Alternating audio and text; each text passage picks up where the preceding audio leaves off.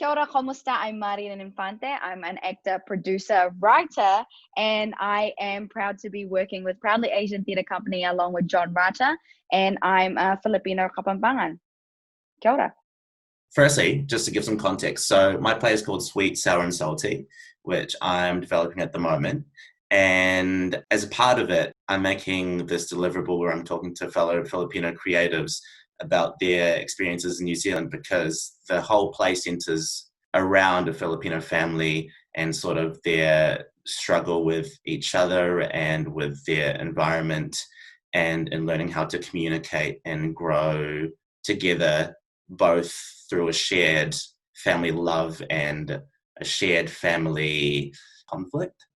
What brought your family here to New Zealand? What was it for your family? Basically, it was driven by my mama, who was a nutritionist dietitian.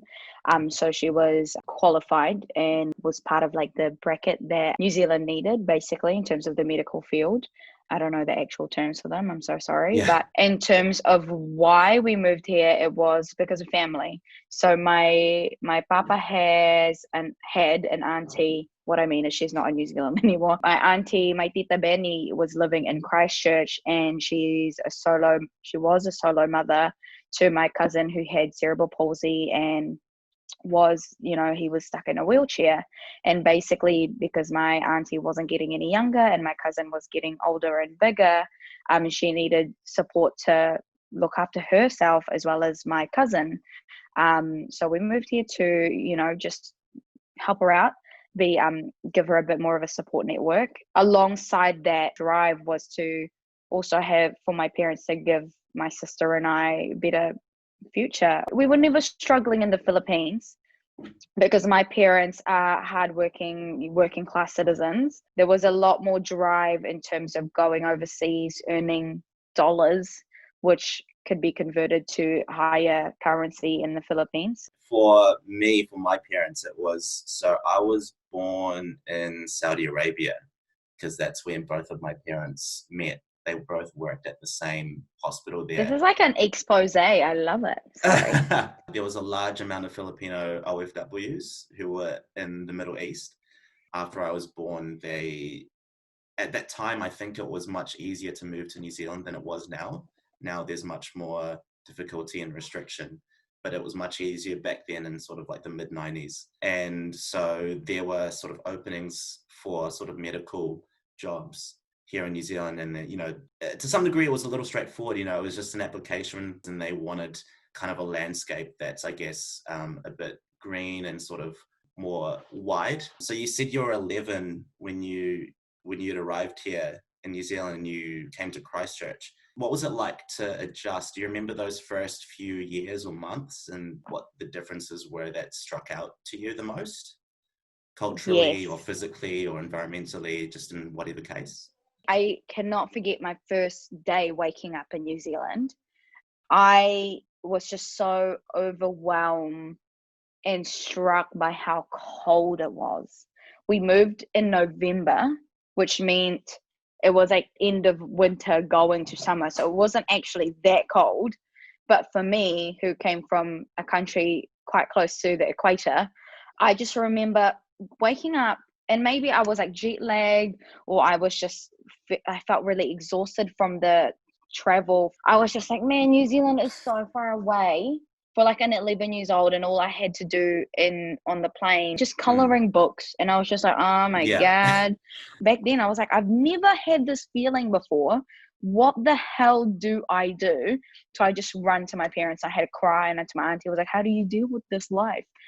The first couple of months of moving, it was a mixture of feeling discontentment and admiration because of the new place I was in. I was like, whoa, like just different environment, different people, different way they're talking, but discontentment in a way that I was just so out of my comfort zone. As much as I was interested in the new language and the new accent, I was just so unsure how to take it all in a sense that, like, I don't know what the vernaculars are. I don't know what the the hip cool things to say or do, and I felt very out of place. It was a privilege of mine in the Philippines where I had ates, or like domestic helpers or yayas or nannies, these older sibling figures who looked after me at home,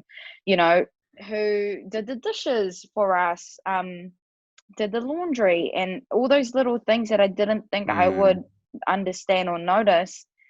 Suddenly, because I am now the eldest kid, I had all of these responsibilities I was never really pressured by before. And when I moved to New Zealand, I was like, I now have to do the dishes. I have to be even more of a good role model for my younger sister. I have to step up and help my parents when they're out doing work, or support my auntie when she needs help. I remember early on feeling really angry that this added responsibility was given to me. And I think a lot of that comes from being just privileged, basically, or not realizing how good I actually had it. Back then, for many Filipinos, we perceive moving to a first world country or another country that is green and snows and has animals that produce milk. Not that Philippines didn't, but you know what I mean? Like, but it Cows was just exist in the like, Philippines as well. Yeah. yeah. And I was just like, wait, like I felt like I had it rougher here than I did in the Philippines. And then later on, it was just a whole heap of realizing how much I stuck out in the crowd, or how different I was. What you said about the image of the outsider's perspective of New Zealand, which might be like as a painting, and then actually coming here and then seeing that the sort of real life aspect of it is a little bit different, and there are some sort of cultural adjustments as well. Yeah, that's definitely something that I think my family, and I think many others, is definitely experienced. It really highlighted like financial power or structure for me, in terms of, if my parents could have afforded, they would have provided us extra help at home. But like domestic helpers aren't a thing here, And if we were in a country where we had more like extended family, then we would have had an auntie looking after us as well, or another cousin, an older cousin looking after us. But it was just us. It was mum, dad, my sister, my auntie, and my cousin who was the one who needed our help. Did it help your family bond at all, since it was just you guys just together, this family unit? How did that change your family dynamic at all, or did it stay the same as it were in the Philippines? I would say that our family dynamic was improved when we moved to New Zealand. I think in a sense that there's a lot of nuances in our family dynamic, where my mum was, for a little bit of time, was the major like breadwinner of the family. My dad is a businessman who traveled around a lot, which actually meant a lot of the time I barely really saw my parents from when I was born, really, to when I was about 8. My mum was working in Manila and we were in Pampanga, which meant I would only really see my mum in the weekends. Like literally, like she only came home in the weekends. How long is the distance in between? I could be so wrong here, but in terms of like, if you Google map it, it's like 2 hours drive. But because of traffic, it's like 4-5 hours. And my mum was catching public transport, so longer. A lot of dropping mum off at like 4 a.m. just because, they couldn't leave us at home, or we wanted to say bye to mum, even though we were just sleeping in the back of the car. And then picking mum up at like 11, 12, and like midnight on a Friday night, so that we can have mum for the weekend and go to church on Sunday. And basically my only time with mum and dad, ma and ba, was Sunday. The Saturday, it was like Ma's rest day. Sunday, we would go to church, go out to the mall, go out and eat at the mall. Mall was life, really. Mall was where the cool people hang out. We used to do that as well, weekly, like after church.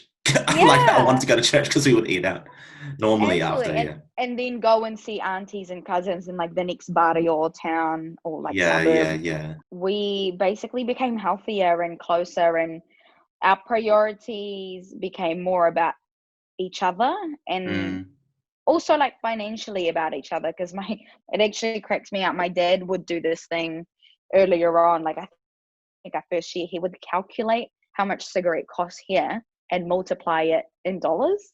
I mean, in pesos. He was like, well, like $25 for a cigarette packet at the time was like, what, 25 times 35 pesos. And my dad was like, that's too expensive. I'm not, like not wasting money on that. So that became a motivation for Pa to quit smoking. And now my dad doesn't drink. My dad still goes to the casino, but it's basically more of a treat than it was an addiction, because we had no choice, like we came here to earn, we came here to provide for family, for us and for the family in the Philippines. So we couldn't spend more than what we needed.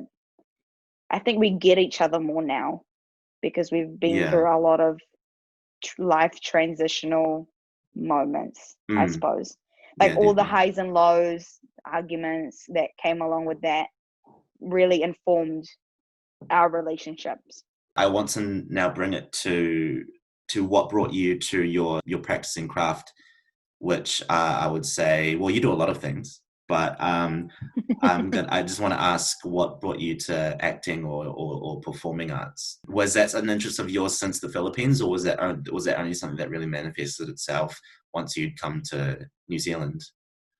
Honestly, it was all the way back from the Philippines. Like I love to play like Bahayan. I don't know if you know what that is, but like, no, I don't know. Like it's like I'd play with my friends house? and we'd Pretend set house? Yeah. And basically, you make like little it was quite analog, like from like leaves and sticks and stuff. You pretend you make your own house. You're the mum of the house, and you take turns to who's the mum of the house. Make believe games. And my best friend now in the Philippines basically reminds me, like, oh, I still remember when we used to do that, and we all knew this was going to happen. But I think I was just quite an imaginative. I've always been imaginative, expressive, and like hella dramatic. I'm the kind of person that wears her heart on her sleeve, like, so I say how I feel, I say how I think, I say what I don't know, so I can figure out my thoughts out loud or in the process. But I never thought of pursuing that in the Philippines, simply because I was too brown. If you don't mind me just interrupting a little bit, someone in the past, I remember I was speaking with you some other time and you said someone that was like something someone told you, right? Like you were too dark or too brown or something, was it? To like sort of, let's say, make it big in the Philippines or whatever you might say. Well, it wasn't even something you had to say, but it was a common knowledge in terms of like, even with the titas, the tita channel. Right. It was like an assumption almost there. An assumption, yeah. I think because of our like our Hispanic and just colonized way of living and thinking, my type of beauty was considered like the dark horse. But like, just because I was too brown. So basically, if you look at the landscape of Philippines television or film, everyone on screen is fair. Everyone on screen is mestizo, mestiza, or like half Pake, half white, or half something and half Filipino. And I was full Filipino. My family didn't come from a rich family that has any connection in the theatre or film industry. So we had no money to get me to that position. So I never thought of pursuing it because I was like, there's no point. And then I came to New Zealand and I realized that I wanted to do what I do now was when Hagley Theatre Company went to my school in Christchurch, Waltham Primary, and performed Aladdin. And their cast had a mix of Pākehās and, I'm assuming here, but a brown-skinned Kiwi, New Zealander. But I was just like, wow, whoa, another person who I could look like on stage. And I was just so amazed and so moved by their performance. I was like, that's what I want to do. I was always the performance kid, the artsy kid. I was dancing. I was in the hip hop crew. I was in I did fine arts. I did home economics. I was always quite a doing practical person, drama, dance. And then basically when I came out of high school, I was like, I don't know what else to do. Unitech came up and I basically just gave everything a go. I auditioned for Hagley Theatre, I auditioned for Unitech. I researched in like Te Toi Whakaari, and then I got into Unitech. Basically since then my interest has just grown, and through studying I like dive deeper to like what purpose is called to me, or like what I believe I needed to do to be a better person and to help the world become a better place. That sounds Mm. so cheesy, but I mean it. I think Yeah. we all get to thinking that at some point. Do you sort of try and reflect your culture into your art and your being when you approach your creation and devising of, you know, your works? I think the biggest focus for me in terms of my writing or the works that I dive into are the things that respond to my experiences of being an outsider or my experiences of struggle. A big part of that is because I'm of different culture. I'm just of different life worldly experience. And I think a lot of that fuel my work because I want people to be enlightened and educated to how complex our world is, I suppose. So I definitely do my best to tell my story in a way that is true to who I am, in a Mm, way that it reflects my voice, my my languages and my culture and my upbringing, which is why Panay is halfway autobiographical. mm, And I say that proudly because my whānau's experience of migrating here or being, living in New Zealand is a New Zealand story. It's a story that happened in the land of Aotearoa, and it's a story that resonates with other migrant communities. And I think in terms of my producing work, I want to provide support and I want to uplift other voices and stories that deserve to be heard and deserve to be recognized by or found by their own with their own culture, with their own mm. community, or for other people to recognize, like, these people exist. We are here, and our stories matter because we are very much a part of your society. And I think there's a lot of like beautiful and heartbreaking stories that exist out there that we just can't see because we aren't given the opportunity to see or hear them. A way to celebrate, a way to express and create awareness to our own people as well as to the wider community. When I was still in high school and was trying to write scripts on my own, I was never able to write Filipino characters. I could never write non-white characters for whatever reason. Like my mind would always go um, to a character that is white. Like I would write a white main character, which is like something separate from my obviously like my own personal experiences and all that kind of stuff. So I just want to ask for people who might be in a similar position. Let's just take it for other Filipinos. What would you say to them who are, you know, young, aspiring, who are struggling to connect their actual real life experiences to something that they perceive from what they watch on the media? And what would you say that they should, you know, really observe and look at in order to sort of bring that inner potential of story out of them? I'm really fascinated by the fact you well, I call it the default of going to Mm, be able to only write or create white characters. I think it's because our world is so default, like what I mm, think a lot of one of the things that I really want to do is to decolonize the way we're thinking. That includes our processes, that including our algorithm on Facebook, on our social media, um, which is like sort of tangent. On lockdown, I tried my best to immerse myself in Asian stories, yeah, whether that be yeah. Kim's Convenience or The Half of It or Never Have I Mm, Ever. I just really got mm. into it and I started getting into Korean drama. Hello, it was so Mm. good. I've been trying to make the same conscious effort as well. And I've seen the shows and stuff that and movies that you mentioned. The half of it I saw last week as well. And I enjoyed that. The main Filipino medias that I was exposed to when I was growing up was like the soapy like TV shows that your parents or your mum might watch, and like music, which is fine, but it's like it was only limited to that amount that I would see when I was like a kid. And there was always, at least for the shows, there was always a difference in quality. And Hmm. like I think that made me judge it like as maybe a little bit lesser.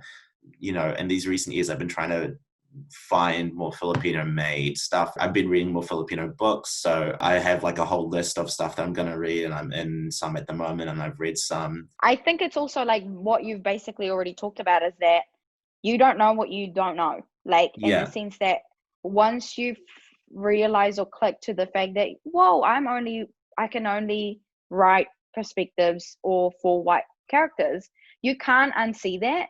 So making the Mm, conscious decision of, seeing more content that is actually relevant or resonating to you will shift that for you, right? And I think in terms of even you saying that Filipino soap opera is lesser, it's because they're never on in cinemas. They're never like profitable, or they never made money, or they're not on e-news. They're not talked about yeah, yeah, or yeah. perceived as important or best selling. So you're like, well, all Twilight is where it's at, or I don't know.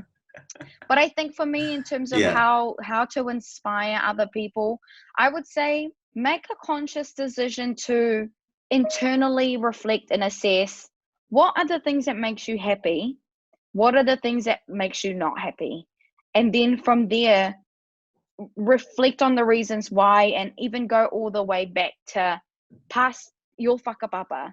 I'm not happy about how brown I am. Why is that? And then Mhm. do your research. You're not the only one who feels that way. I feel like I'm, outside of the popular image or the definition of beauty. And then you realize, and then if you go further back, like, why is this a prevalent thing in Filipino culture? I think it'll propel you to rediscover and ask yourselves questions that may guide you to doing things like creating a script or a story, or it may guide you to go to the museum and learn more things, or I don't know. Mm, I think it'll inform whatever you do. I think it has to start from curiosity, and it has to start from you wanting to know more. mm, I became like the token brown person in my group, or the token short Asian. And then at the time, because my priority in life was just to fit in, that was enough for me. University came, and art became the main focus and joy in my life, and I was like, well, what is a conversation that's really important to me, or that I really want to look into? And that informed my connection with Proudly Asian Theatre, with you, with Chai Ling, with making Panai, and the rest is history. everything that you've just said is just so awesome, and thanks for giving your time to this. And I feel like I've definitely gotten a lot out of it. And yeah, just thanks again. I think I've been so happy to know you ever since ever since we came into Pat and all that together. So thanks for. I knew you way before that, John Oh Rata. Thank yeah, you but very much. yeah, we did know each Put other. this on record. You Save just this on record. We've shit. known each other for quite a few years now. Yes. So yeah, thanks a lot for making the time to do this, and for sharing your stories and sharing, these personal things. I hope we can, continue to work together in the future, and I wish you all the best.